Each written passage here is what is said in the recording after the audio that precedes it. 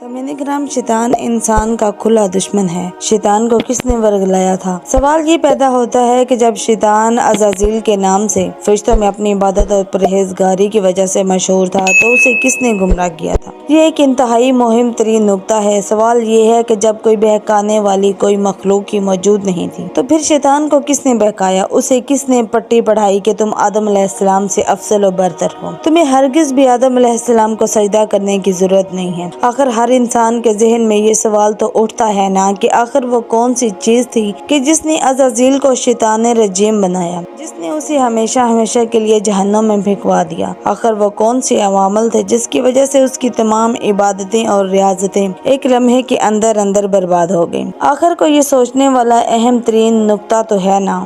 ہمیں اس پر بہت زیادہ غور و فکر کرنی چاہیے اور شیطان کے انجام سے درس عبرت لینی چاہیے کہ کن وجوہات کی بنیاد پر وہ ہمیشہ ہمیشہ کے لیے راندہ درگاہ ہو گیا، اسے فرشتوں کی صف سے نکال کر زمین پر پھینک دیا گیا۔ یہ واقعہ ہم سب کے لیے انتہائی عبرت کا مقام ہے۔ اب ہم شیطان کو گمراہ کرنے والے اہم ترین عامل کو ڈسکس کرتے ہیں کہ جس کے دھوکے میں آ کر وہ ہمیشہ ہمیشہ کے لیے جہنم کا مکین بن گیا۔ جی ہاں، وہ اس کا دماغ۔ یہ وہی دماغ تھا جس میں ہوائے غرور بھری ہوئی تھی۔ اس کے نفس نے، اس کی انا نے اسے دھوکہ دیا اور اس کو احساس دلایا اور بہکایا کہ تم سپریورٹی، برتری، آدم سے بہتر و برتر ہو۔